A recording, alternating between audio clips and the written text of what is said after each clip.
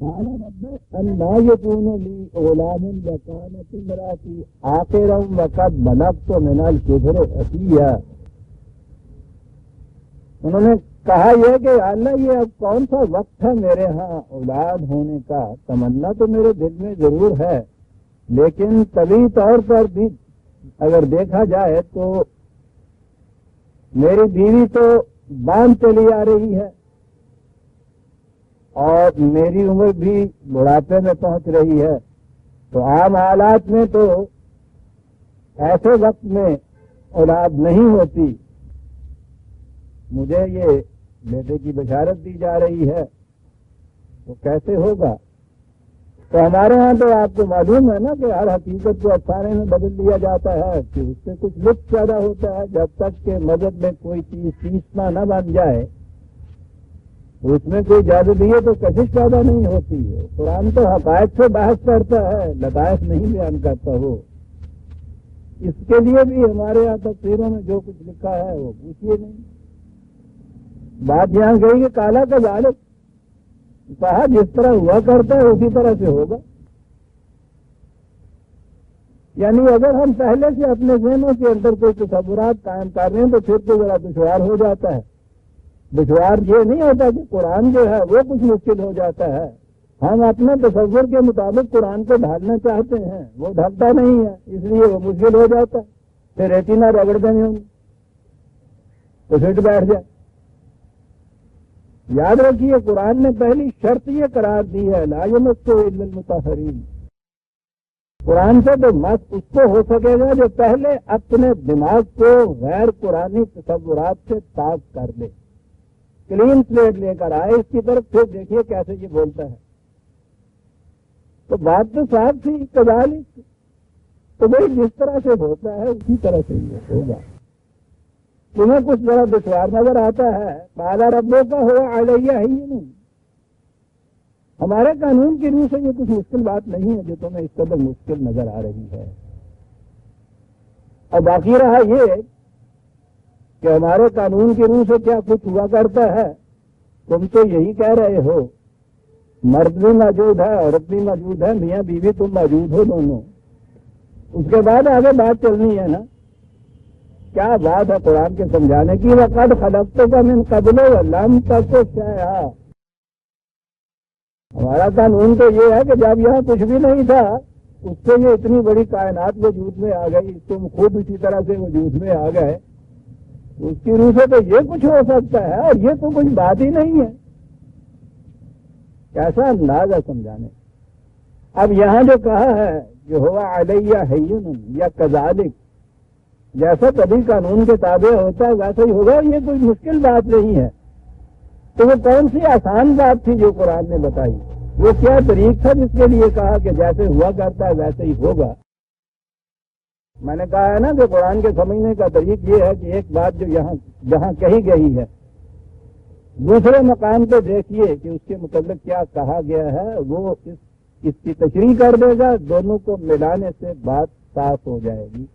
اور دوسرے مقام پہ جہاں یہ آئی ہے داستان وہاں یہ کہا ہے کہ اس کے بعد وَأَصْلَحْنَا لَهُ زَوْجَهُ 21/90 21/90.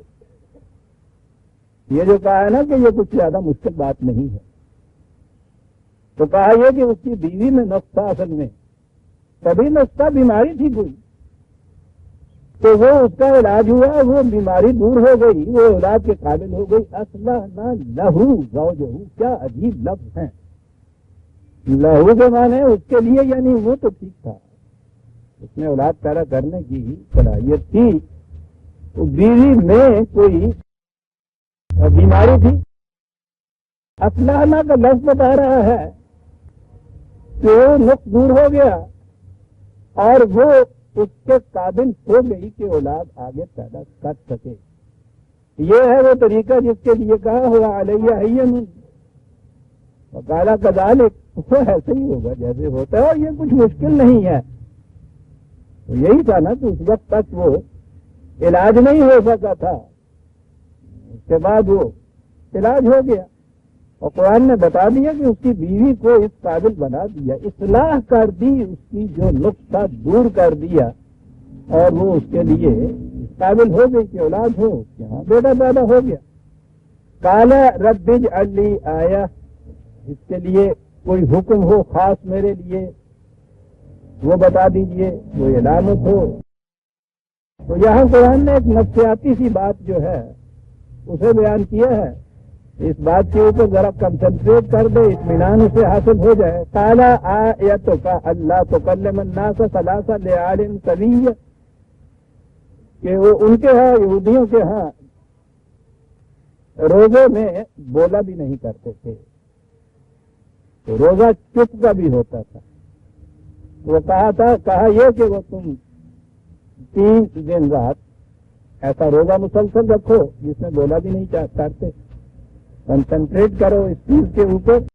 فخرج علی قومہ من المحراب فاوحى الیہم ان سبحوا بکرۃ وعشیا، یہ ہے ہیکل میں، عبادت گاہ میں یا قربان گاہ جسے اس زمانے میں کہا کرتے تھے، نظر آتا ہے کہ یہ وہاں ایک بلند منصب رکھتے تھے حضرت زکریا علیہ السلام، تو ان کے زیر ہدایت وہاں بہت سے اور لوگ بھی کام کاج کرتے تھے۔ تو وہ آئے اور انہوں نے ان کو حکم دیا، یہاں لفظ ہے اوہا وحی، وہ جو وحی کے متعلق کہا جاتا نا کہ جہاں بھی یہ لفظ ہے اس کے معنی ہوتے ہیں خدا کی طرف سے، جبریل کی وساطت سے کسی نبی کے اوپر کوئی حکم آنا، یہ وحی کا ایک گوشہ ہے۔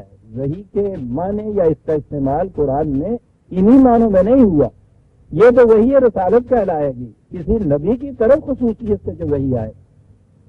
بنیادی معنی تو اس کے ہوتا ہے کہ لطیف طریقے سے کوئی بات کہی جائے، اور استعمال کی روح سے خود عربوں کے ہاں کسی کی طرف کوئی حکم بھیجنا، کسی سے کوئی اس قسم کی بات کرنا، وہ سارا وحی کہلاتا تھا۔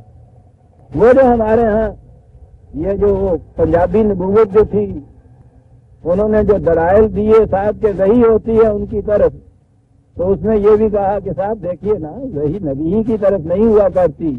موسیٰ کے متعلق بھی تو قرآن نے کہا ہے کہ وحی کی اس طرف، حضرت عیسیٰ علیہ السلام کے حواریوں کے متعلق بھی تو قرآن میں یہ ہے کہ وحی کی۔ اب کیا کیا جائے صاحب، یہ جس میں شبہ نہیں کہ بڑے بڑے لوگوں نے باطل کے دعوے کیے، لیکن میں جہاں تک میری نگاہ نے میری حاضری کی ہے یا میرا مطالعہ ہے، اتنا بڑا جاہل کوئی بھی مدعی نہیں ہوا تھا۔ عربی زبان کے مبادیات تک سے نہ واقف ہے وہ شخص، یہ بھی پتہ نہیں کہ وحی کا لفظ عربی زبان میں کس کس معنی میں استعمال ہوتا ہے۔ عربوں کے ہاں یہ بات ہے کہ کوئی اپنا حکم، اپنی ہدایت، اپنی بات دوسرے سے کسی طریقے سے پہنچائی جائے، بشرطے کہ وہ ذرا لطیف پیرایا ہو اس کا، یا خفیہ جسے ہم کہتے ہیں ایسا انداز ہو، اسے وہ وحی کہتے ہیں۔ حضرت عیسیٰ علیہ السلام کی طرف خدا کی وحی وہ آئی جو وحی رسالت ہے، انہوں نے اس حکم کو اپنے حواریوں تک پہنچایا، یہ بھی عربی زبان میں وحی ہے۔ اللہ تعالیٰ نے اپنے کسی مامور کو، اپنے کسی نبی کو کوئی پیغام دیا کہ جاؤ ام موسیٰ کو یہ پیغام دے دو، وہ پیغام لے کے آئے، یہ بھی وحی ہے۔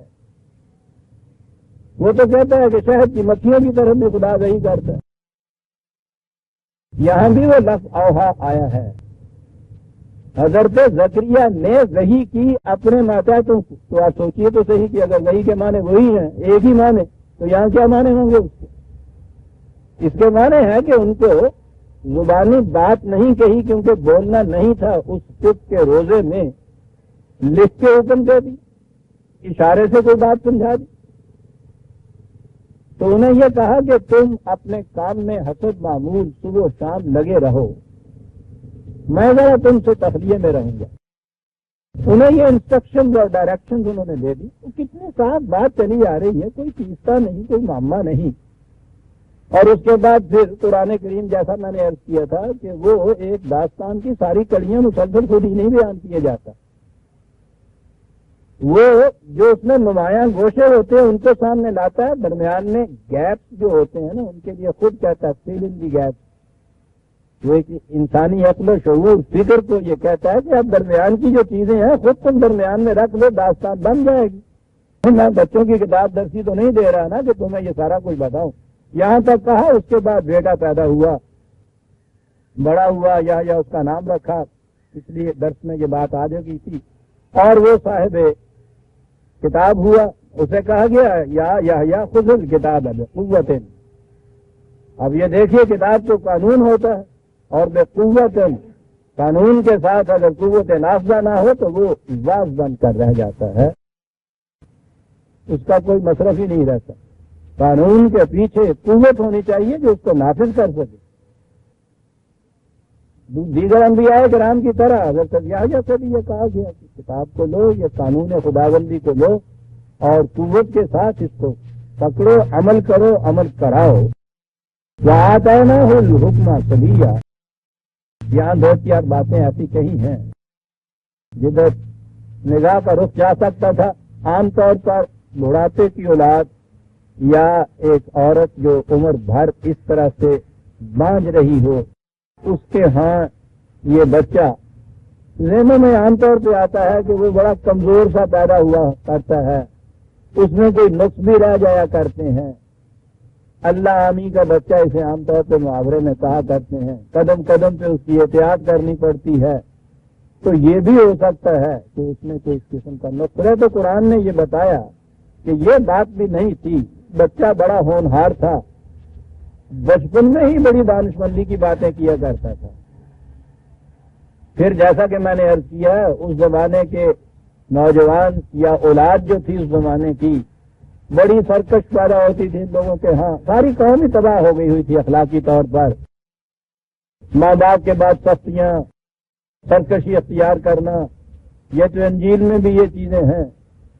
خود حضرت عیسیٰ علیہ السلام کے متعلق بھی یہ چیز ہے کہ وہ کس طرح سے غلط انجیل جو محرف انجیل ہے اس کی بات میں کر رہا ہوں کہ وہ کس طرح سے ڈانٹا کرتے تھے، ماں کو بھی جھڑکیاں دیا کرتے تھے ایک دوسرے کو. تو نظر آتا ہے اس زمانے میں عام روش یہ ہو گئی تھی.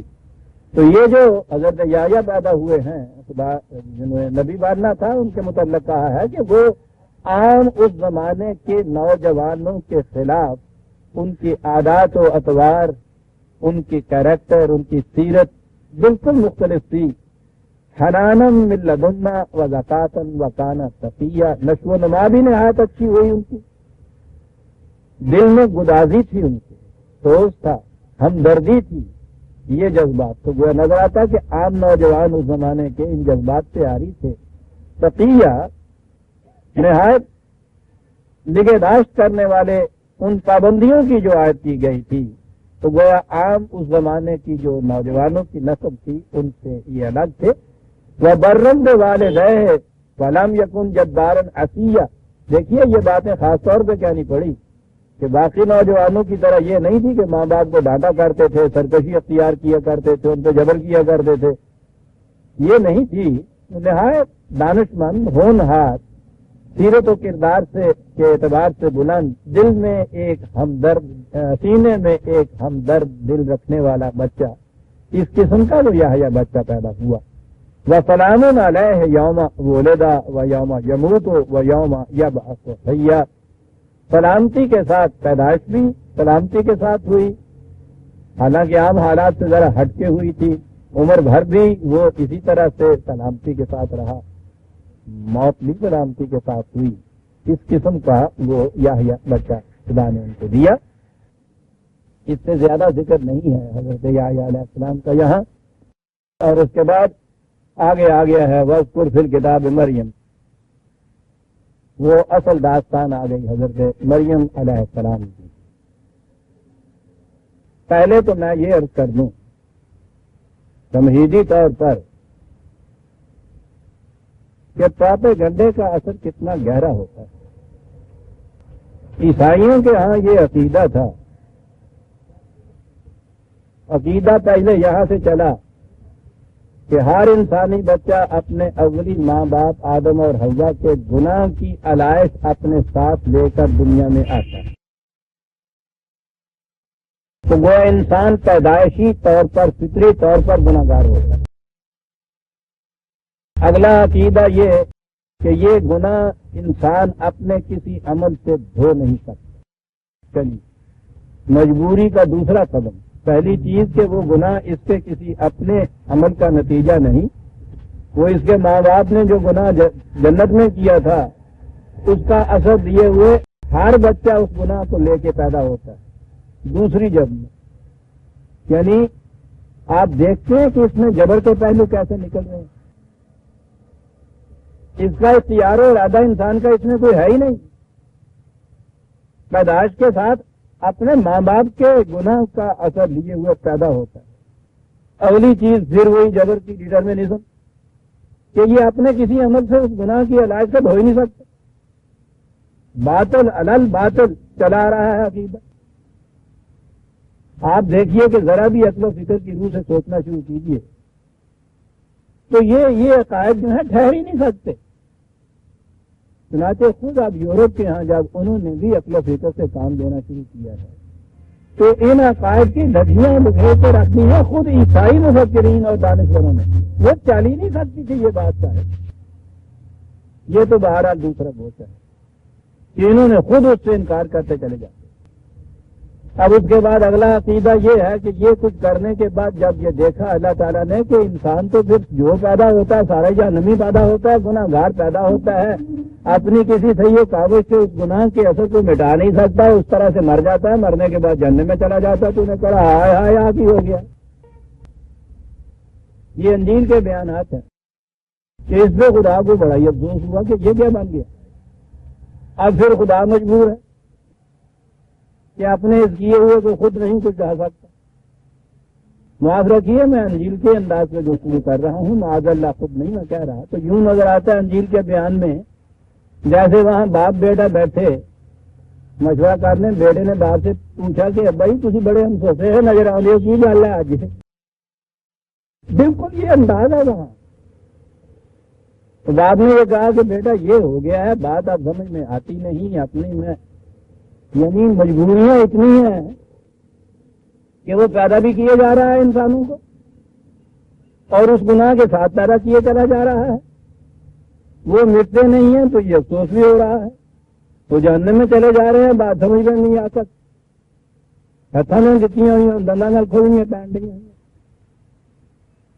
تو بیٹے نے یہ کہا کہ ابا جان کوئی بات نہیں, اولاد اور کس کام کی ہوتی ہے. اگر میں آپ کی اس کام نہ آ سکا تو پھر اولاد کے ہونے کا فائدہ کیا ہے. تو ایسا کیجئے مجھے دنیا میں بھیج دیجئے, مجھے وہ لوگ پکڑ کے صلیب پہ دے دیں, میرا جو خون ہے خون بہا جو اس کی قیمت لینی ہے نا وہ آپ ان انسانوں کی بخشش کی صورت میں لیں. اور بہت خوش ہوئے ماں باپ بیٹا. کیا ہونا کہ شاباش جیوندار ہو چلو ہی کام آیا نا ہے. عزیزان ایمان آپ دیکھیے مذہب کی دنیا میں یہ کہہ رہا ہوں گھٹے ہوئے دل کے ساتھ, آپ سن رہے ہیں تو مسکرا رہے ہیں, اور جب آگے میں نے یہ بات کہی کہ یہ سارے عقائد آپ کے یہاں موجود ہیں تو پھر کیا بنے گا؟ پھر ہنسیے گا یا روئیے گا؟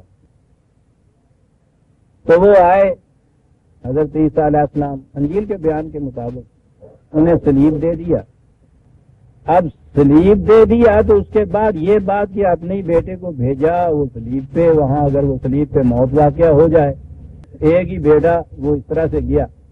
اس انداز سے ان کا خون بہا تو خدا نے لے لیا, خون بہنے نہیں دیا, ان کو زندہ ہی آسمان پہ اٹھا لیا. آپ غور کیجئے کیا افسانے ہیں یہ. لیکن مذہب کی گرفت دیکھیے ذہنوں کے اوپر. 2000 سال سے یہ چلے آ رہے ہیں. آج بھی میں نے کہا کہ وہاں کے کچھ دانشور ہیں جو یہ کچھ اس کے خلاف یہ کہہ رہے ہیں, ورنہ یہ کروڑ کی تعداد میں عیسائیت تو اسلام سے بھی زیادہ غالباً اس کے متبع ہے اگر میں غلطی نہیں کرتا. 2000 سال سے یہ سارے عقائد چلے آ رہے ہیں. آج بھی کروڑوں انسان اس کو مانتے ہیں. ابھی 2 دن میں آنا ہے 25 دسمبر. ساری دنیا کے عیسائی ان چیزوں کو ماننے والے مانتے چلے آ رہے ہیں جن سے ہم آپ سن کے مسکرا رہے ہیں. تو انہوں نے اٹھا لیا اللہ تعالیٰ نے آسمان پہ. اب یہ دیکھ لیجیے کام بھی بن گیا, مسئلہ بھی حل ہو گیا, بیٹے کو مرنے بھی نہیں دیا, اپنے پاس بلا بھی لیا, اکالپن بھی دور ہو گیا اور مسئلہ بھی حل ہو گیا. تو حضرت مسیح علیہ السلام کا یہ ہو گیا. اب یہ جو ہے کہ یہ بیٹا خدا کا, اس کے متعلق کیا کیا جائے اس عقیدے کے متعلق؟ اس لیے کہ وہ تاریخ بتاتی ہے کہ وہ تو ایک ماں کے پیٹ سے اسی طرح پیدا ہوا تھا جس طرح سے کہ عام بچے پیدا ہوتے ہیں.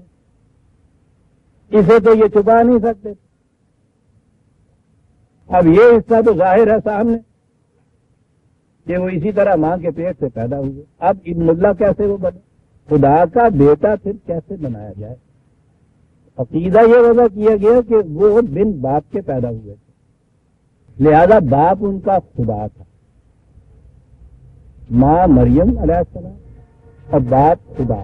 بن باپ کی پیدائش کا عقیدہ عیسائیت میں آیا. تو دو بنیادی عقیدے آئے عیسائیت میں کہ حضرت عیسیٰ علیہ السلام بن باپ کے پیدا ہوئے تھے اور وہ یہاں مرے نہیں، وہ زندہ آسمان پہ اٹھا لیے گئے. آپ نے غور کیا کہ عیسائیت کے مذہب کی بنیاد تھی یہ عقائد، یہ نکال دیے جائیں تو وہ باقی وہاں کچھ نہیں رہتا. وہ اسے لیے چلے آ رہے ہیں. یہ ایسے عقائد تھے کہ عقل و فکر کی روح سے اگر ان کے ساتھ یہ مناظرے میں یہ سامنے آتے اور آتی یہ مسلمانوں جیسی قوم، یعنی قرآن کی حامل قوم میں کہہ رہا ہوں، مسلمانوں جیسی نہیں، جو قدم قدم کے اوپر عقل و فکر اور شعور اور بصیرت اور علم کو دعوت دیتا چلا جا رہا ہے. جس قرآن کی کیفیت یہ ہے کہ وہ مومن کی ڈیفینیشن اور تعریف یہ بیان کرتا ہے کہ مومن تو وہ ہوتا ہے کہ اور تو اور خدا کے احکام بھی اس کے سامنے پیش کیے جائیں تو انہیں بھی وہ بہرا گنگا بن کے نہیں مانتا. اس قسم کے ہو مقابل میں اور اس قسم کے ہو وہ عقائد، قدم قدم کے اوپر ان کو شکست ہوگی نا. ٹھہر ہی نہیں سکیں گے، یہ ٹھہر سکتے ہی نہیں تھے اس کو ماننے میں.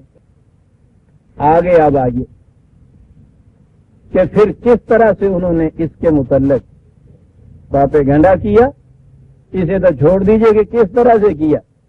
نتیجہ اس کا یہ کہ خود مسلمانوں کے ہاں بھی یہ دونوں عقیدے ایمان کا جز ہو گئے کہ حضرت عیسیٰ علیہ السلام بن باپ کے پیدا ہوئے تھے اور زندہ آسمان پہ.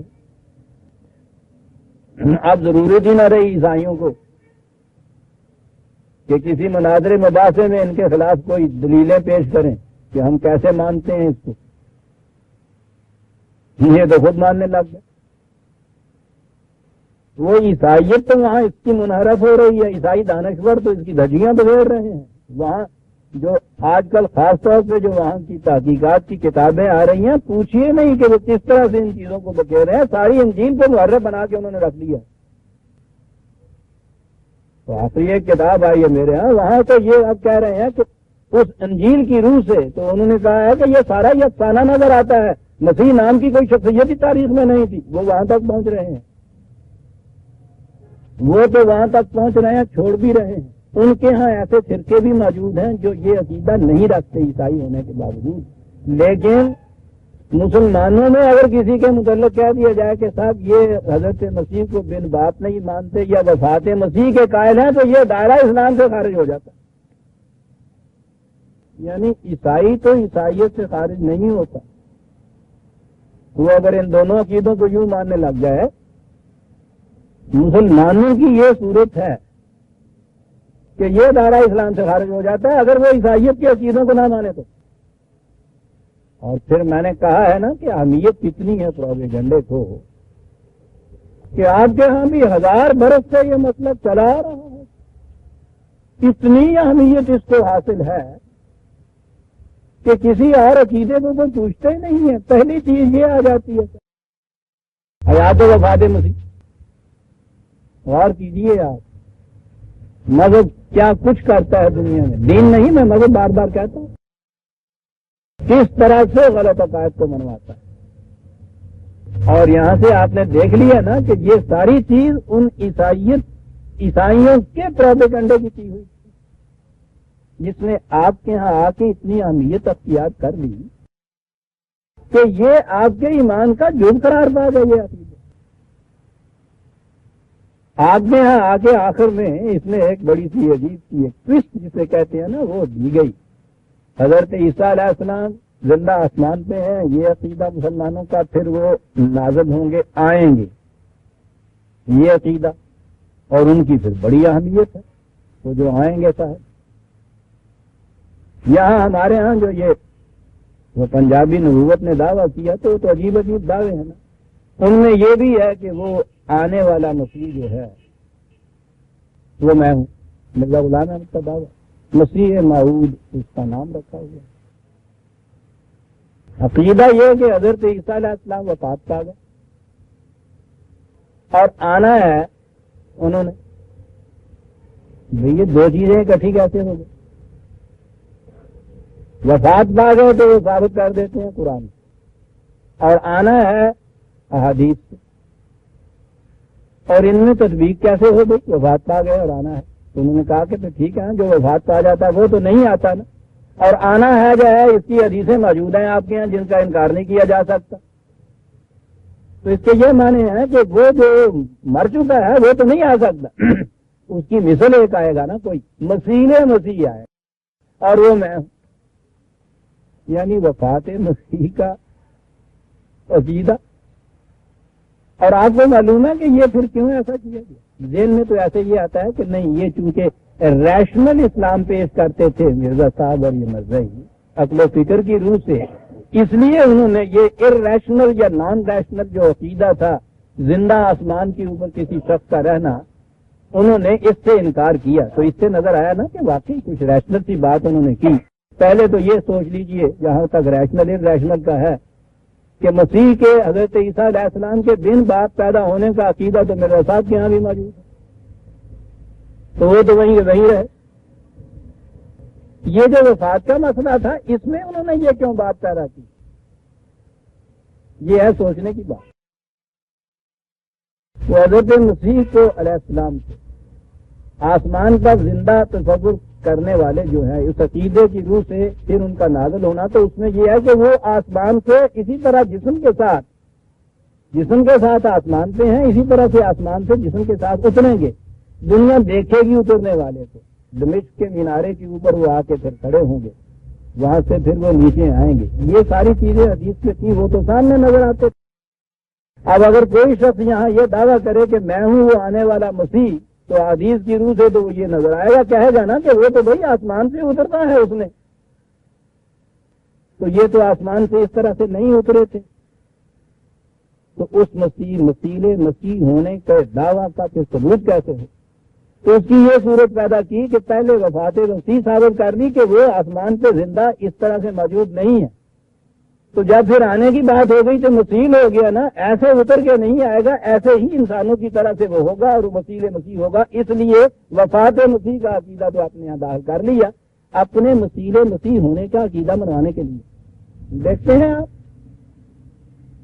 اور وہ عقیدہ اسی طرح سے رکھا۔ کہتے یہ ہیں یہ لوگ کہ ساتھ ختم نبوت کے بعد جب آپ مانتے ہیں حضرت عیسیٰ علیہ السلام کا آنا، تو وہ تو نبی تھے، تو نبوت کے ساتھ آئیں گے نا، تو پھر رسول اللہ صلی اللہ علیہ وسلم آخری نبی کیسے ہوئے؟ وہ تو بعد میں ایک نبی اور آ گئے۔ یہ تو ان کو چھوڑ دیجیے، مجھے اس سے واسطہ نہیں ہے، وہ جو آنے والا مانتے ہیں اور نبی مانتے ہیں۔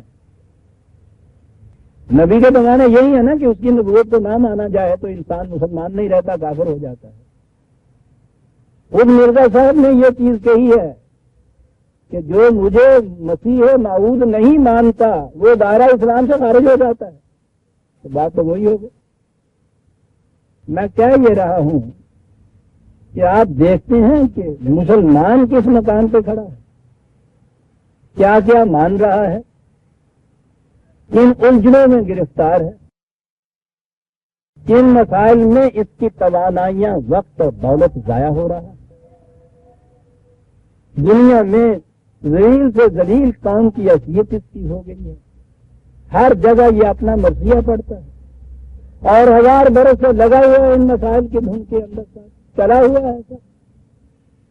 آج بھی آپ دیکھتے ہیں کہ کتنے زور شور سے یہ مسئلہ ہو رہا ہے، اور یہاں جو ابھارا گیا ہندوستان میں خاص طور پہ یہ مسئلہ پچھلی دفعہ، تو وہ تو ایک خاص بات، یہاں انگریزی مملکت کے خلاف جہاد کی آواز اٹھی تھی، اور اس نے اس مملکت کی بنیادیں تک ہلا دی تھی۔ ضرورت تھی انگریز کو اس بات کی کہ یہاں مسلمان کو ان عقائد سے بیگانہ کیا جائے اور جو یہ مانتے ہیں اس پہ اطمینان کیا جائے۔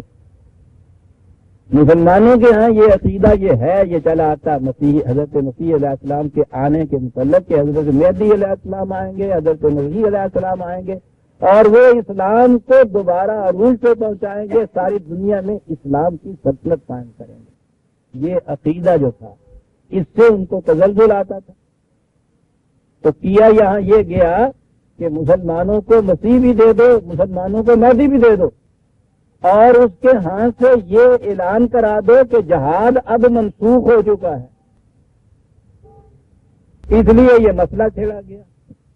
اور آپ کے ہاں حالانکہ وہ جسے غدر کہتے ہیں بغاوت انگریز کے خلاف ہوئی اور جہاد کی ایک تاریخ یہاں چلی، وہ اگر اسی صورت میں قائم رہتی، انگریز بہت پہلے یہاں سے بیڑیا بستر اٹھا کے بھاگ جاتا اور یہاں مسلمانوں کی مملکت قائم ہو جاتی ہندوستان کے اندر۔ اس نے ان کو الجھا کے رکھ دیا ان مسائل کے اندر۔ اب یہ جتنے لوگ وہ مجاہدین بننے والے تھے نا، وہ زیادہ اہل حدیث تھے، وہ سارے اہل حدیث اسی مسئلے میں الجھ گئے حیات و وفات مسیح کے اندر۔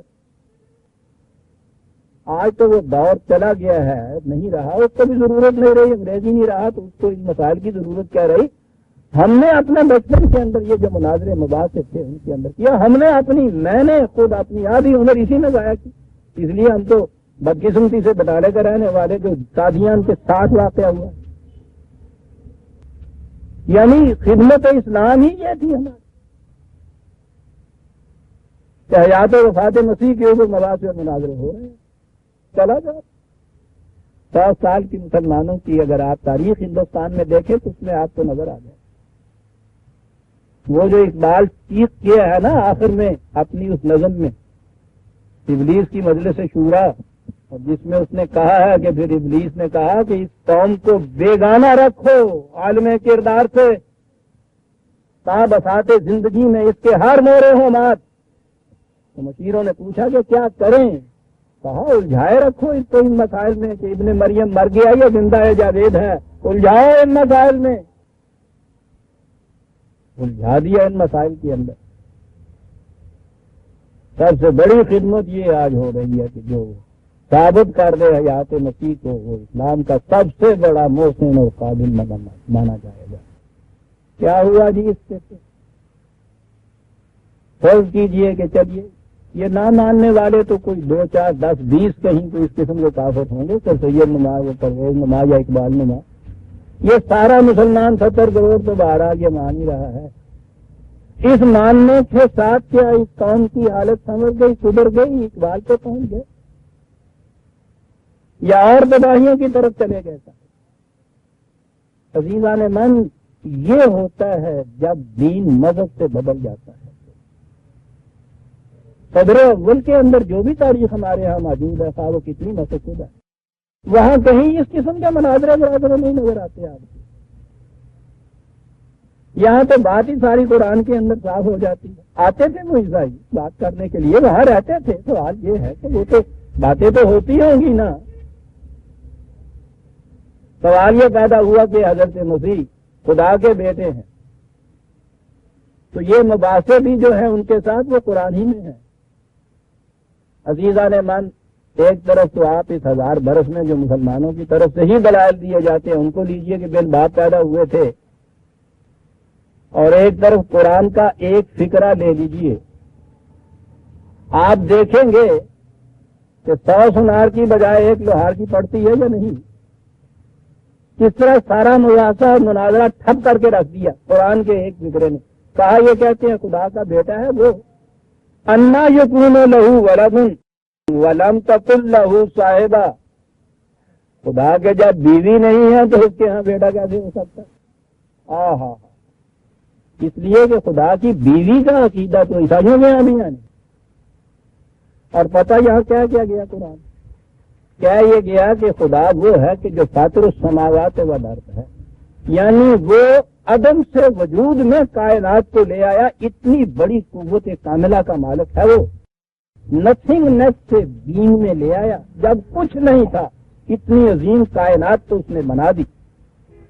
لیکن اس بنانے کے بعد پھر اس نے کچھ قوانین مقرر کیے، اور قانون ایک یہ مقرر کیا کہ اولاد اس صورت میں پیدا ہو سکتی ہے جب ایک مرد ہو اور ایک اس کی بیوی ہو، اور یہ وہ قانون ہے جو اس نے کہا مجھ پہ بھی لاگو ہوتا ہے۔ تو جب میری بیوی نہیں ہے تو میرے یہاں بیٹا کیسے ہوگا؟ جواب ہے قرآن کا، اندازہ لگائیے عزیزان من، یہ ہے قرآن۔ کسی فلسفیانہ بحث میں نہیں الجھا، کوئی میٹا فزکس نہیں ہے، مابعد الطبیعیاتی دلائل نہیں ہے، کچھ نہیں.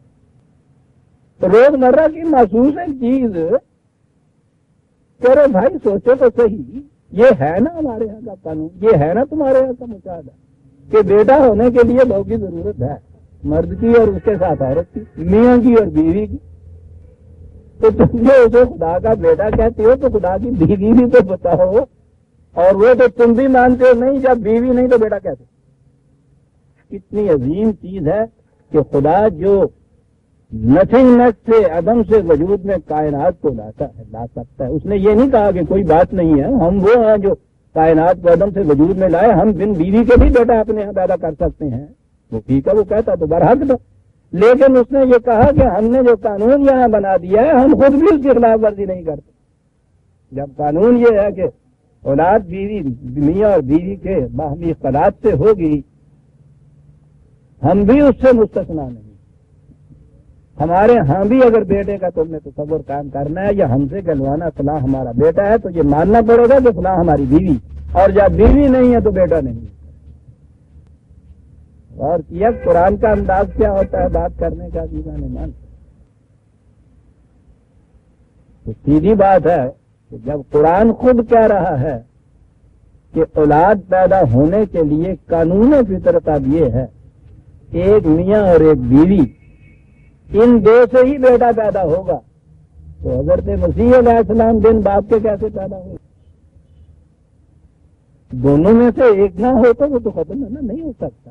خدا کے ہاں چونکہ یہ اللہ کو مانتے تھے، اس کا بیٹا، تو اس نے دلیل دی کہ بیوی نہیں ہے، اور عورت اگر ہو اور مرد نہ ہو تو وہی قانون اس پہ لاگو ہوگا. وہاں تو کہتا دو ہوں گے تو بیٹا ہوگا.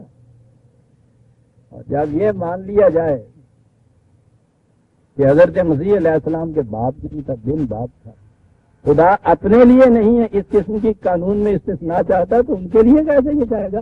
ایک جگرے میں سارا مسئلہ حل ہو جاتا ہے. خدا کا بیٹا.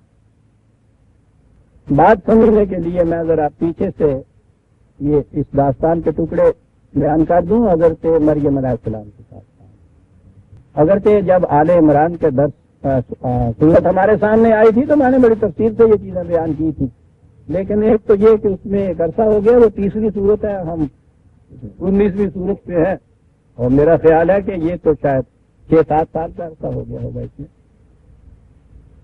اور پھر نئے نئے آداب بھی درس میں آتے ہیں، ان کے لیے بھی میں عرض کر دوں. یہودیوں میں یہ طریقہ چلا آتا تھا کہ وہ اپنے بچوں کو ٹیمپل، ہیکل یا عبادت گاہ یا قربان گاہ جسے کہتے ہیں، وہ اس میں منت مانتے تھے اور اپنے بچوں کو وقف کر دیتے تھے خدمت کے لیے. حضرت مریم کی والدہ نے منت مانی کہ میرے ہاں جو بچہ پیدا ہوگا میں اسے ہیکل کی خدمت کے لیے وقف کر دوں. میں اتنا کر دوں، معاف رکھیے، شاید آپ کو یہ گران گزر رہا ہو کہ میں آج آنکھیں بند کر کے اور یہ درس دے رہا ہوں. میری آنکھ میں تکلیف ہے، آٹوب ہے چشم میں، آنکھ کھلتی نہیں روشنی کی وجہ سے. ورنہ یہ بات نہیں کہ میں کچھ آج حضرت جی ماننا چاہتا ہوں، ہے تو حضرت جی کا انداز ہوتا ہے. تو ان کی والدہ نے منت مانی، بہرحال بیٹی پیدا ہوئی. میں مختصراً یہ بات عرض کرتا ہوں. تو وہ انہوں نے ٹیمپل کی نظر کر دی، ہیکل میں آ گئی. یہ آج بھی آپ دیکھتے ہیں عیسائیوں کے ہاں ننز ہوتی ہیں، کنواریاں جن کو کہتے ہیں، وہ ساری عمر ان کی شادی نہیں ہوتی. ان کے ہاں، یہودیوں کے ہاں، پہلے تو صرف لڑکے یا مرد ہی ہیکل کے اندر دیے جاتے تھے، پھر ان میں ترمیم ہوئی شریعت میں تو لڑکیاں بھی ہیکل میں آتی. اب ان لڑکیوں کے متعلق پہلی چیز یہ تھی کہ وہ ہیکل میں بالغ ہونے کی عمر تک رہ سکتی تھی.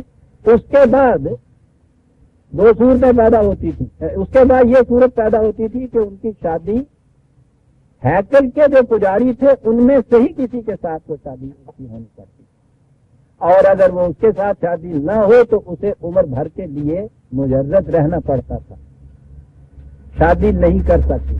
دوسری جگہ کسی ہیکل کے پجاریوں کے حلقے کے علاوہ کہیں دوسری جگہ شادی نہیں کر سکتی. یہ قانون تھا ان کے ہیکل کی شریعت کا. حضرت مریم وہاں رہیں اور وہ کفالت میں رہیں حضرت زکریا کے علیہ السلام جو خدا کے نبی تھے.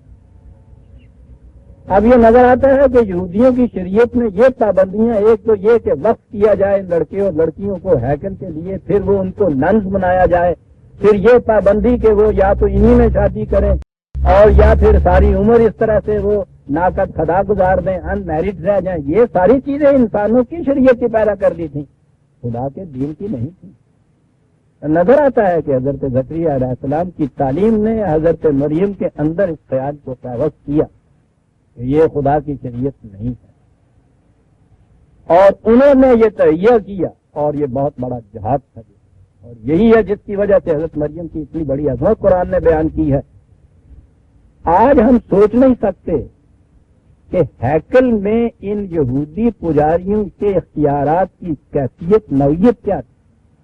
ان کی اپنی ایک مملکت تھی، اگرچہ اس زمانے میں جس کا ذکر اب ہو رہا ہے رومیوں کی سلطنت تھی، اس کے ماتحت آ چکا ہوا تھا یہ یروشلم یا فلسطین کا علاقہ، لیکن جس طرح سے آج روم کے اندر پوپ کی اتنی سی الگ مملکت ہے نا، ویٹیکن جسے کہتے ہیں، یہودیوں کی اپنی مملکت تھی یروشلم میں، ان کا اپنا قانون تھا، اپنی عدالتیں تھیں.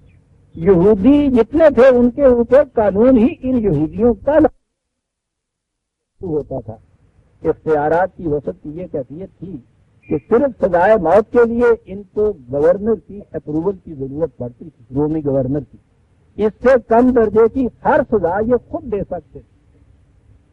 یہ تھے ان کے اختیارات کی کیفیت. اب یہ سوچئے کہ ہیکل کے اندر ایک لڑکی ہو، ہیکل کا قانون یہ ہو،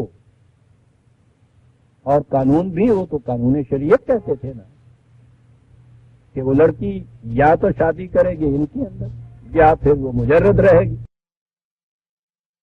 یہ قانون جو تھا انسانوں کا خود ساختہ، اس قانون کو توڑنے کے لیے کتنی بڑی جرأت کی ضرورت تھی. اور یہ وہ چیز تھی جو حضرت مریم نے کہی کہ میں توڑ کے دکھاؤں گی. بڑی چیز، پہلی چیز تو یہ کہ ہیکل کے اندر رہتے ہوئے انہوں نے ان پجاریوں کی نگاہوں کو جو دیکھا تو وہ بڑی آلودہ تھی. مندروں میں، گرجوں میں، جہاں جہاں بھی عبادت گاہیں کہی جاتی ہیں، ان کے اندر کس قسم کی ہوسناکیاں کھیل کھیلتی ہیں. ہم سے نہ پوچھئے، جاننے والوں سے پوچھئے. ایک چھوٹی سی کتاب ہے 12 years in a monastery. ایک خانقاہ میں میرے 12 سال، لکھنے والے کے اپنے 12 سال خانقاہ کے اندر گزرے جو ہیں، اس کے اندر جو وہ دکھا رہا ہے شیطنت کے کرتوتے ان کی، جو وہاں بزرگ بن کے بیٹھے ہوئے ہوتے ہیں، مجاور جو ہوتے ہیں، روح کانپ اٹھتی ہے اس سے. جو کچھ اندر وہ کچھ کرتے ہیں، اور اس کی ضرورت نہیں ہے. عزیزان مان، کون سی ایسی خانقاہ اور کون سے ایسے مزار ہیں جن کے مجاوروں کی یہ کیفیت نہیں ہے. ہمیں اس کتاب پڑھنے کی ضرورت نہیں، کھلی ہوئی کتابیں ہمارے سامنے موجود. یہی کیفیت وہاں، اور قرآن نے تو وہاں کا ایک واقعہ چند لفظوں میں بیان کر کے ساری حقیقت بیان کی. قرآن بڑی ایمائیت اس بیان کرتا ہے. یہ بڑا، میں نے پہلے بھی کہا تھا کہ ادب میں، ادب لطیف کی بڑی خصوصیت یہ ہوتی ہے، اور شاعری میں تو یہ بڑی جان ہوتی ہے شاعری کی، کہ ایمائیت ہو اس کے اندر. بات کھول کے لفظوں میں نہ کہی جائے، اس انداز سے کہی جائے کہ بات بھی کہی جائے، الفاظ بھی اس میں نہ کہنے پڑے. قرآن نے کہا یہ ہے کہ جب یہ لڑکی بالغ ہو گئی تو اس وقت وہ مجاور جو تھے ان میں یہ جھگڑا پیدا ہوا کہ یہ کس کے حصے میں آئے. اور جھگڑا یہاں تک پہنچ گیا کہ معاملہ یوں نہیں طے ہوتا تھا. انہوں نے قرہ اندازی شروع کی. ہیکل کی ایک خادمہ جس کے متعلق قرآن نے یہ کہا کہ اس نے اپنی عصمت کی حفاظت کی، اس کے متعلق مجاور باہمی یہ طے کر رہے ہیں قروں سے کہ کس کے حصے میں یہ آئے گی. آپ سوچ سکتے ہیں کہ وہاں کیا ہوتا ہوگا اندر. اور حضرت مریم جیسی لڑکی جن کی تربیت اس انداز سے ہوئی تھی، حضرت زکریا جیسے پیغمبر کے زیر کفالت اور زیر تربیت، وہ ان آلودہ نگاہوں کو دیکھ رہی. اس لیے پہلی چیز جو یہ تھی کہ ان کے اندر میں زندگی بسر نہیں کروں گی اور ان کے ساتھ کسی کی شادی نہیں کروں گی. چنانچہ یہ نہ کرنے کے بعد وہ ہیکل کو چھوڑ کے چلی آئی. یہاں تک تو اجازت تھی. یہاں آنے کے بعد اگلا مرحلہ یہ تھا ان کا کہ وہ کسی جگہ شادی نہیں کرے گی. اس نے کہا یہ بھی غلط ہے، خدا کے قانون کے خلاف ہے یہ بات. کسی پہ جبر نہیں کیا جا سکتا اس معاملے کے اندر. انہوں نے کہا کہ میں شادی کروں گی، توڑ دوں گی ان زنجیروں کو کہ جو انہوں نے انسانیت کو پہنا رکھی ہے. بڑی مجاہدہ عورت تھی. بڑی مشکل یہ تھی کہ وہ تو شادی بھی تو انہیں بنی اسرائیل یہودیوں میں ہی ہونی تھی. وہ تو ایک ایسے گھرانے کی لڑکی تھی جو اتنے زیادہ مذہب پرست متشدد تھے کہ ان کی ماں نے چڑھاوا چڑھا دیا تھا اپنی لڑکی کو وہاں. اسی لیے یہودی ان کو یہ تان دیتے تھے کہ تیرا باپ تو اس قسم کا نہیں تھا جو شریعت سے سرکشی برتتا، تو کس قسم کی لڑکی پیدا ہو گئی؟ کیا کر رہی تھی یہ؟ ان کی اس خود ساختہ شریعت کی پابندی جو تھی، زنجیر جو تھی، اس کو توڑ رہی تھی. اور اس کے لیے میں سمجھتا ہوں کہ جو لڑکا تیار ہوا ہے اس میں بھی بڑی ہمت. میں نے کہا ہے نا، ذرا سوچیے کہ پورا ماحول انہی کا، انہی اسی برادری میں انہی کے اندر رہتے ہوئے اس قسم کی سرکشی. عزیزان من، آج تو پھر بھی کچھ دور کم ہو گیا ہے. یہ ملا کا کفر کا فتویٰ سولی پہ چلا دیتا تھا.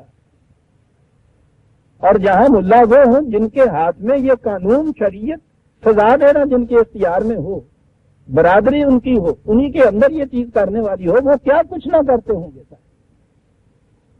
لیکن خود انہی کے یہاں کا ایک چچا جات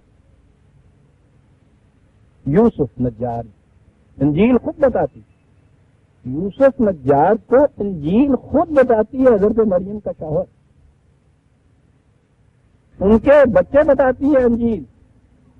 وہ صرف یہ کہتے ہیں کہ حضرت عیسیٰ علیہ السلام جو تھے وہ اس شادی سے پہلے پیدا ہوئے.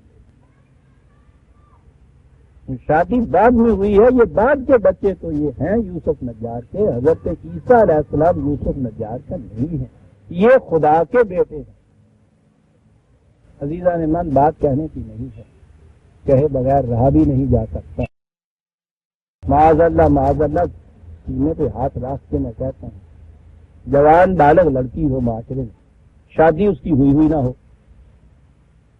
اور اس کے ہاں پیدا ہو جائے بیٹا، سوچئے تو صحیح کیا اشر ہوگا اس لڑکی کا. یا وہ ہو جائے حاملہ.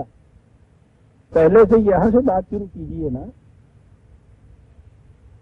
آج اس دور میں جبکہ ابھی اس دور میں جب وہ عزت و عصمت کی وہ اقدار نہیں رہی ہوئی ہیں، وہ اہمیت نہیں رہی ہے بدبختی سے، آج بھی عزیزان من جو ہمارے یہاں مٹی پھٹی ہوئی بھی روایات آ رہی ہیں، ان کی روح سے بھی یہ صورت ہے کہ اگر کہیں شومی قسمت سے کسی بدبخت بچی کے ساتھ یہ حادثہ ہو جاتا ہے، وہ اس بچے کو مار کے پھینک دیتی ہے، کبھی خودکشی کر لیتی ہے کہ یہ بدنامی جو ہے وہ نہ مجھے سہنی پڑے. اب اس کے متعلق یہ کہنا کہ نہیں یہ کسی اصطلاح سے جنسی کا نتیجہ نہیں ہے، بچہ خدا کا بیٹا ہے. سوچئے کہ وہ لڑکی 1000 قسمیں کھا کے بھی یہ کہے کوئی ماننے کو تیار ہوگا اس کے لیے، کہیں گے کہتی کیا ہو تم.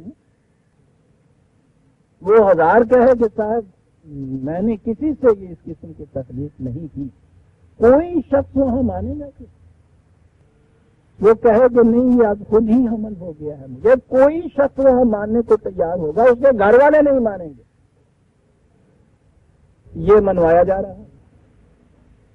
بہرحال تو اس خود ساختہ یہودی شریعت کی پابندی کو توڑنے کے لیے یہ لڑکی تیار ہوئی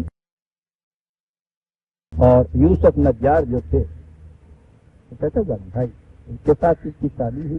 اور قرآن یہ کہتا ہے کہ پھر انہوں نے اسی سے حیثیت سمجھی کہ وہ وہاں سے کسی دور علاقے میں چلے جائیں.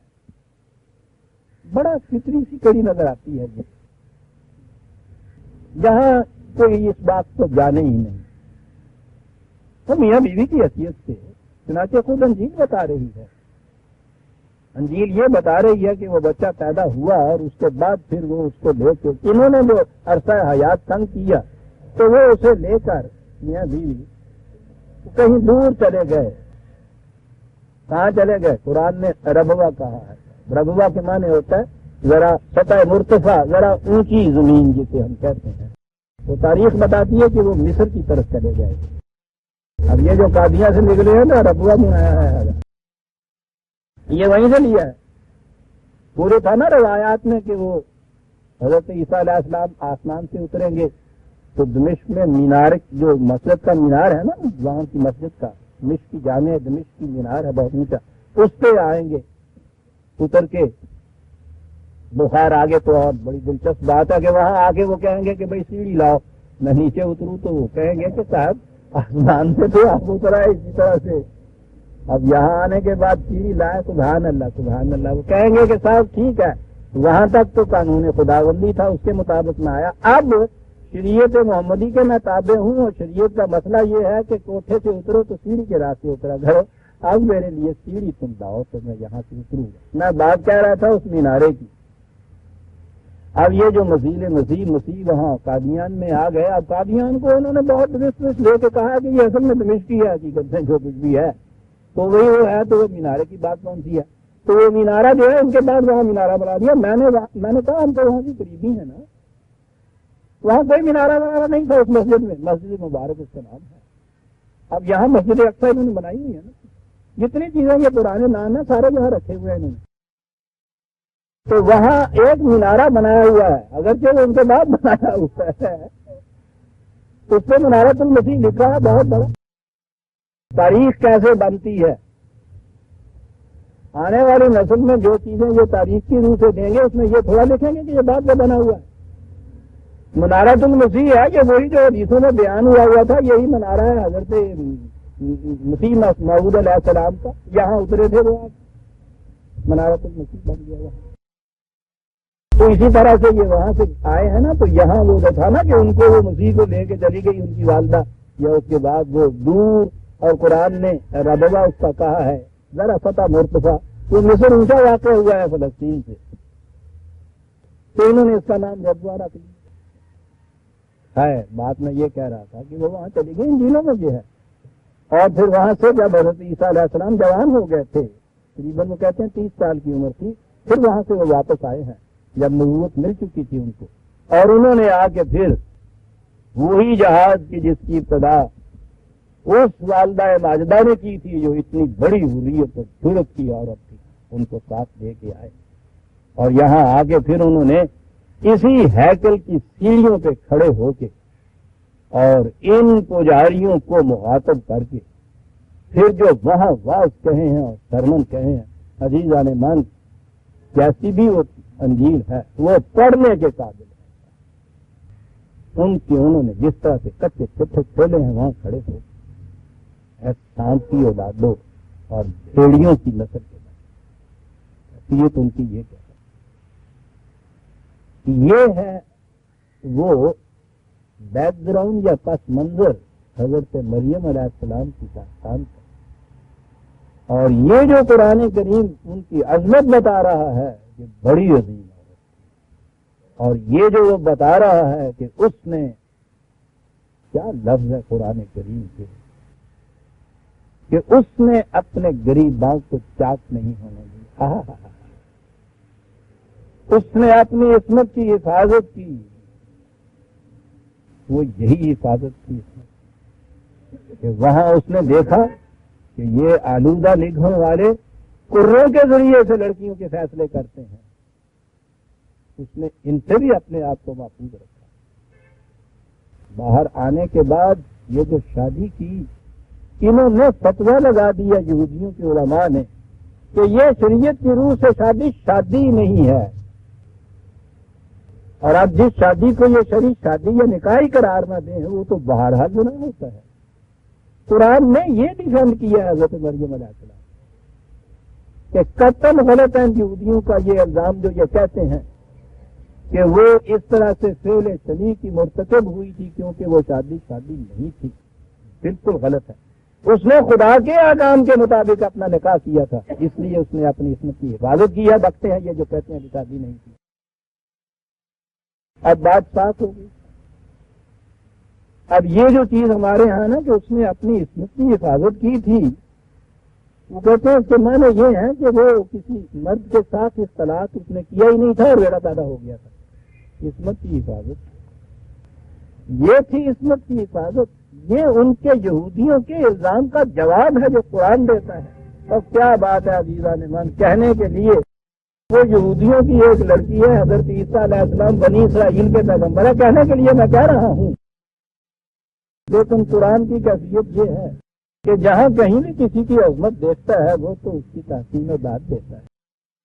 حضرت مریم کی عصمت کی حفاظت عیسائی تو نہیں اس کو بیان کر سکتے، کیونکہ یہ تو مانتے ہیں کہ وہ شوہر کا بیٹا نہیں تھا۔ اب شوہر کا بیٹا نہیں تھا عزیزان من، تو بات تو وہیں جا پہنچی جہاں یہودی کہتے تھے۔ یہودی پھر بھی ان سے تو کچھ نیچے کے درجے پہ ہی رہے، انہوں نے اس شادی کو شرعی شادی نہ مانا، شادی تو مانا، یہ شادی نہیں مانتے اور اس سے پہلے بچہ پیدا کر دیتے ہیں۔ اور قرآن ان دونوں کے خلاف کہتا ہے کہ تم بھی غلط کہتے ہو، تم بھی غلط کہتے ہو۔ یہ وہ تھی کہ جس نے اپنی عصمت کی حفاظت کی، بچہ اسی طرح پیدا ہوا جیسا ایک جائز نکاح سے بچہ پیدا ہوتا ہے۔ لیکن کن حالات میں اس نے یہ کچھ کیا تم سوچو گے تو تمہیں پھر اس کی بات دینی پڑے گی کہ واقعی ان اللہ اصطفیٰ مریم، بڑی برگزیدہ عورت، بڑی برگزیدہ عورت، یہ ہے عظمت عزیزان،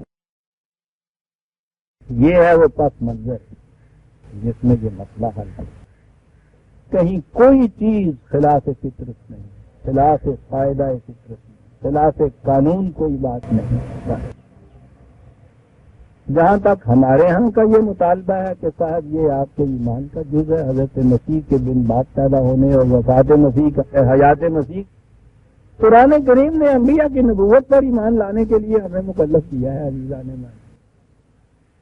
ہم ان کی نبوت پہ ایمان لاتے ہیں، اس کو جزو ایمان قرآن نے قرار ہی نہیں دیا کہ اس کے ساتھ یہ بھی ساتھ مانو تو جب پھر ایمان قائم ہوتا ہے۔ یہ تو میں نے عرض کیا، قرآن کریم نے مختلف انبیاء کرام کی داستانیں بیان کی ہیں، قریباً قریب ہر نبی کی داستان حیات بیان کی ہے، زندگی بیان کی ہے۔ حضرت عیسیٰ علیہ السلام کی بھی داستان حیات بیان کی، زندگی بیان کی۔ قرآن کی روح سے جو ان کی زندگی بیان ہوئی ہے ہمارا اس پہ ایمان ہے۔ قرآن نے کہیں یہ نہیں کہا کہ وہ دن بعد پیدا ہوئے تھے، قرآن نے کہیں یہ نہیں کہا کہ وہ زندہ آسمان سے ہیں اور پھر آئیں گے۔ جب قرآن نے یہ نہیں کہا تو جتنا قرآن نے کہا ہے ہم اتنا ہی ماننے کے اوپر مکلف ہیں۔ آگے آپ چلتے ہیں تو لیجیے ایک مسئلے کی حیثیت سے ڈھونڈتے رہیے اس کو دنیا کی طرح سے، ایمان کا جز تو یہ بات نہیں بنتی آپ کی۔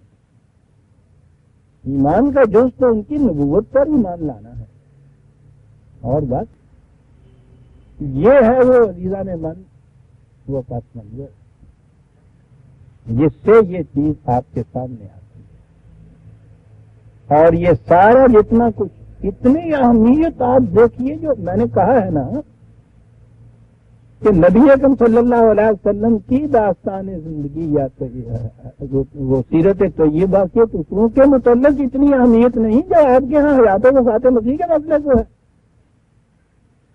باتیں آپ کے ہاں اس قسم کی بھی چلتی ہیں کہ آپ نور تھے یا بشر تھے، لیکن آپ دیکھتے ہیں نا اس کو بھی اتنی اہمیت نہیں دیتے یہ جتنی اہمیت اسے دی جاتی ہے حضرت عیسیٰ علیہ السلام کے ساتھ حیات۔ یہ کیوں تمام انبیاء کرام میں سے انہی کو یہ اس میں سے چن دیا گیا؟ کیوں ان کے ان دو مسئلوں کے اوپر کی ان کی پیدائش بھی ان باپ کے تھی اور ان کی حیات آسمان سے، کیوں ان کو اتنی اہمیت حاصل ہو گئی کہ ہمارے لیے جزو ایمان بن گیا؟ میں نے کہا ہے نا کہ عقیدے تو یہ عیسائیوں کے تھے، انہوں نے ان دونوں مسائل کو آپ کے عقائد، آپ کے ایمان کا جز بنا دیا۔ آپ ان پہ اعتراض ہی نہیں کر سکتے تھے، آپ تو پہلے مانتے تھے۔ یہ ہے ان چیزوں کی اہمیت، یہ ہے جس طرح سے کہ ایک مذہب دوسروں سے مانگے ہوئے خیالات اور عقائد سے متاثر ہوا کرتا ہے، اور اس حد تک متاثر ہوتا ہے کہ یہ بھی تو میری ضرورت ہے جو یہاں یہ چیزیں میں آپ سے بیان کر رہا ہوں. ٹھیک ہے، یہ کچھ کہنے سے مجھ پہ بھی کفر کے فتوے لگے. اس حد تک اہمیت ان چیزوں کو دے دی. نظر آتا ہے عزیزان من کہ یہ جو تھی ان کے ہاں کی سازش، عیسائیوں کی اور یہودیوں کی اسلام کے خلاف، تو کہاں کہاں تک گئی ہوئی ہے. یہودیوں کو یہ ثابت کرنا تھا کہ ان کے پیغمبر حضرت موسیٰ علیہ السلام وہ رسول اللہ سے بھی اونچے درجے تھے. انہوں نے تو انہیں اپنا پیغمبر مانا ہے. یہ الگ بات ہے کہ قرآن کی روح سے وہ بھی ہمارے پیغمبر ہیں، اور وہ اس طرح ایسے ہمارے پیغمبر ہیں کہ قرآن کی روح سے جب تک ہم رسول اللہ صلی اللہ علیہ وسلم سے پہلے انبیاء کرام کی نبوت پہ ایمان نہ لائیں، نبوت محمدیہ پہ اکیلے تنہا ایمان لانے سے مسلمان ہی نہیں ہو سکتے. سوچتے ہیں اب یہ کتنی ہے ان انبیاء، وہ ہمارے ہیں لیکن یہودیوں کے نزدیک تو نہیں ہے نا. وہ اپنا پیغمبر حضرت موسیٰ کو مانتے ہیں، رسول اللہ کو وہ مانتے نہیں. اب جب آتے تھے اسلام اور یہودیت کے مقابلے میں مناظرے میں، تو اسلام تو اتنا اونچا جاتا ہے وہ ٹھہر ہی نہیں سکتے سامنے. آپ کو معلوم ہے انہوں نے کیا کیا؟ دونوں کا تقابل. نبی اکرم صلی اللہ علیہ وسلم معراج کو تشریف لے گئے، خدا کے یہاں ہو گئے، واپس تشریف لائے تو حضرت موسیٰ علیہ السلام بھی ایک آسمان پہ ہیں موجود، وہاں تھے. آپ سے ملے. حضرت موسیٰ علیہ السلام نے کہا فرمائیے اللہ کے یہاں سے کیا چیز ملی؟ کہنے کہ اللہ تعالیٰ نے نمازوں کا حکم دیا ہے. کتنی نمازوں کا حکم دیا جی؟ 50 نمازوں کا حکم دیا خدا نے، اور آپ اسے لے کے چلے آئے. حضرت موسیٰ علیہ السلام نے یہ کہا کہ کیا کر رہے ہو، یہ ناممکن ہے، نہیں پڑھی جائیں گی. آپ نے کہا کیا کروں؟ آپ نے کہا جاؤ خدا سے جا کے کہو. سوچتے جائیے جو میں کہہ رہا ہوں کہ نہیں پڑھی جائیں گی. یعنی خدا نے حکم دیا، رسول اللہ اس کو لے کے چلے آ رہے ہیں. رسول اللہ کو خود نہیں احساس ہوا کہ نہیں پڑھی جائے گی، حضرت موسیٰ بتا رہے ہیں. چلے گئے آپ وہاں جا کے عرض کیا، پھر آدھی رہ گئے. اچھا چلو جاؤ، آدھی مار. پھر آ گئے، کیا ہوا؟ کہنے لگے جی وہ آدھی رہ گئی. کہنے لگے نہیں پڑھی جائیں گی. پھر گئے، پھر جا کے خدا سے یہ کہا، پھر اس میں معافی ہوئی. پھر آ گئے، کتنی رہ گئی؟ شاید 15 کہ 10 رہ گئی. تو کہنے لگے یہ بھی نہیں پڑھی جائیں گی بابا، بات سمجھو جو میں کہتا ہوں. پھر چلے گئے. پھر میں کتنی رہ گئی؟ کہنے لگے 5 رہ گئی. انہوں نے کہا کہ یہ بھی نہیں ہو سکے گا، جاؤ. آپ کہنے لگے کہ مجھے تو اب بار بار جاتے ہوئے شرم آتی ہے. کہنے لگے اچھی بات، تم اپنی شرم میں رہو، دیکھ لینا نہیں پڑھی جائے گی. عزیزان من، یہ یہودیوں کی کسی تالمود میں نہیں لکھا ہوا، آپ کے ہاں بخاری شریف میں لکھا ہوا. یہ سارا جو کچھ میں نے بیان کیا، دیکھ رہے ہیں کہ یہ جو تقابل وہ کیا جائے گا حضرت موسیٰ علیہ السلام اور نبی اکرم صلی اللہ علیہ وسلم، معاذ اللہ تو اس میں مقصد نظر آتے ہیں یا نہیں سامنے؟ ایک واقعہ یا یہ ایک حدیث بخاری کی یہودیوں کی ساری سازش کو بے نقاب کر رہی ہے کہ وہ ایک بیان کر دینے سے وہ کہہ سکتے ہیں کہ آپ خود سوچ لو کہ حضرت موسیٰ علیہ السلام کا مقام کیا ہے اور ان کا مقام کیا ہے. اب آئی عیسائیت. عیسائیت کے بنیادی عقیدہ جو میں نے آپ سے عرض کیا ہے وہ گناہ گار ہر بچے کی پیدائش اور کفارہ جو ہے صلیب پہ جان دینے کا.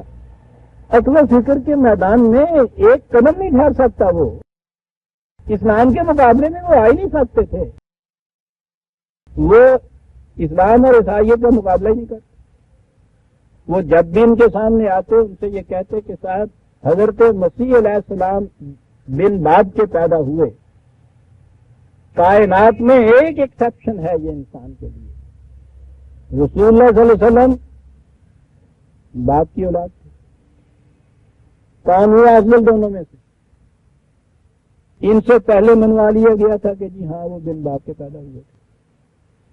یہاں رسول اللہ صلی اللہ علیہ وسلم کے متعلق ابن عبداللہ تو سب کو معلوم تھا، انکار کیسے کر سکتے؟ صغرا کبرا ملا کے پوچھیے کہ دونوں میں سے کون اونچا ہوا. آگے بڑھے کہ حضرت عیسیٰ علیہ السلام کو خدا نے زندہ آسمان پہ اٹھا لیا، زندہ موجود ہے آج تک. رسول اللہ صلی اللہ علیہ وسلم آپ کے ہاں وفات پا گئے، ان کا یہ مقبرہ موجود ہے آپ کے ہاں. کہو دونوں میں سے کون اونچا ہوا؟ یہ پہلے منوا لیا ان سے کہ ہاں جاؤ وہ آسمان پہ. سوچ رہے ہیں انہوں نے جھینٹ میں آتے ہوئے یہ عقائد تو وضع کر دی ہے اپنے یہاں بھی حیات النبی تو رسول اللہ بھی زندہ ہیں، لیکن جب وہ یہ بات کہیں کہ یہ پھر مقبرہ قبر کی روضہ مبارک کس کا ہے، بات نہیں بن سکی. دیکھتے ہیں آپ تقابل میں لا کے وہ کس طرح سے ان کے لیے. یہ ہے عزیزان من جو سازشیں ہوتی ہیں، اور یہ کامیاب کیوں ہوئی سازشیں کہ امت نے قرآن کو چھوڑ دیا. عزیزان من آج بھی یہ چھوٹا نہیں وہ بڑی بات ہے جو میں کہہ رہا ہوں. اور یہاں کہنے کی کیا بات ہے، میں نے تو حضرت عیسیٰ علیہ السلام کی سیرت پہ پوری کتاب میری موجود ہے، شعلہ مستور جو ہے. ان سے کہیے کہ اللہ کا احسان ہے کہ ان کے یہاں کے جو بڑے بڑے فلاسفہ عیسائیوں کے ان تمام کی کتابیں میری نظر سے گزری ہوئی. یہ سارا کچھ لکھنے کے بعد میں ایک کتاب لکھا کرتا ہوں. ان سے کہیے کہ آئیں ان کے یہاں کے سینٹ تھامس تک بھی کیوں نہ آئیں خالص قرآن سے بات کروں گا اور اس کے بعد یہ ثابت کر دیں کسی طرح سے کہ اسلام کے مقابلے میں دنیا کا کوئی مذہب اونچا ہو سکتا ہے. قرآن خالص سے بات کریں. ان سے تو جب میں بات کرتا ہوں آتے ہیں میرے ہیں وہاں کے مفکر، بڑے بڑے لاٹ پادری بھی ان میں ہوتے. پہلی شرط یہ بیان ان سے کر دیتا ہوں، شطرنج کے گھوڑے کی چال کی طرح 2.5 گھڑی چل سکتے ہیں، 3 بھی نہیں پورے کر پاتے قرآن کے مقابلے میں. عزیزان من ان سے تو یہ صورت پیدا ہوتی ہے کہ اس کے بعد وہ مطمئن ہوتے ہیں، لیکن وہاں سے فتویٰ آ رہا ہوتا ہے کہ صرف قرآن سے بات کرنے والا کافر. جی دیکھو عزیزان من کفر اور اسلام کے فیصلے تو ان فتویٰ گاہوں میں نہیں ہوتے. اس کا معیار تو صرف خدا کی کتاب ہے، یہاں سے فیصلہ ہوتا ہے. تو میں نے کہا یہ ہے کہ عیسائیت اپنے بنیادی عقائد کو آج چھوڑ رہی ہے. آپ حیران ہوں گے، میں کبھی کبھی حوالہ دیا کرتا ہوں. اس وقت بلند ترین مقام پہ وہ سائیکالوجسٹ ہے ایرک فروم. اس کی لیٹسٹ کتاب جو آئی ہے اس میں ایک چیپٹر ہے کہ عیسائیت کے اوریجنل سن کا جو عقیدہ ہے، یعنی وہ ہر انسانی بچہ گناہگار پیدا ہوتا ہے، اس نے بتایا ہے کہ اس نے سائیکولوجیکلی انسانیت کو تباہ کتنا کیا ہے. ہر انسان کے اندر ایک انفیریارٹی کمپلیکس اس نے پیدا کی. وہ سائیکالوجسٹ ہے نا، بات ہی سائیکالوجی کی کرتا ہے. انسان اپنی نگاہوں میں ذلیل ہو گیا انہوں نے کہا، اور یہ جو کمپلیکس پیدا ہوتا ہے انفیریارٹی کا یا کمتری کا، اس نے بتایا ہے کہ اس سے کتنے امراض پیدا ہوتے ہیں اعصابی انسان کے. اس نے کہا ہے کہ 2000 سال میں انسانیت اعصابی بیماریوں کے اندر جو قسم قسم کی بیماریوں کے اندر محفوظ چلی آ رہی ہے، اور اس میں بیشتر حصہ اس یورپ کی قوموں کا ہے جو عیسائیت لیے ہوئے تھی. اس کی وجہ یہ احساس کمتری ہے جو اس اوریجنل سن کے عقیدے نے پیدا کیا تھا. جب تک یہ عقیدہ نہیں نکلتا انسان انسانیت کی سطح پہ نہیں آ سکتا. وہ شخص لکھ رہا ہے، وہ تو اپنے یہاں کے بنیادی عقائد کو اس طرح سے چھوڑ رہے ہیں، قرآن کی طرف آ رہے ہیں. یہ تو قرآن تھا جس نے یہ کہا کہ انسان کا اس طرح سے کسی ماں باپ کے گناہ کی علائش کو لے کے یوں آنا، پھر گناہ وہ ہونا کہ جو مٹ نہ سکے. اس نے کہا قتل غلط ہے، لا تذر وازرۃ وزر اخری. کوئی بوجھ اٹھانے والا کسی دوسرے کا بوجھ نہیں اٹھاتا. ماں باپ کا گناہ ماں باپ کے ساتھ بیٹا کلین سلیٹ لے کے دنیا میں پیدا ہوتا ہے. ہم اس سے یہ پوچھیں گے تم نے کیا کیا، کبھی نہیں پوچھیں گے تمہارے ماں باپ نے کیا کیا. آؤ نا قرآن کی طرف. ہاں تو میں عزیزان من آج صرف پس منظر بیان کرتے سکتا ہوں حضرت مریم علیہ السلام کی داستان کا، جو قرآن کریم میں اب یہاں سورہ مریم کی آیت 19 سے شروع ہوتا ہے. وَاذْكُرْ فِي الْكِتَابِ مریم. قرآن میں مریم کی داستان بھی ذرا بیان کرو. اور وقت ہو گیا، ہم اس داستان کو اب اگلے درس میں دیں گے. سورہ مریم کی وہی جی آیت 15 تک ہو چکا، آیت 16 سے ہم آئندہ درس میں لیں گے۔ ربنا تقبل منا انک انت السمیع العلیم۔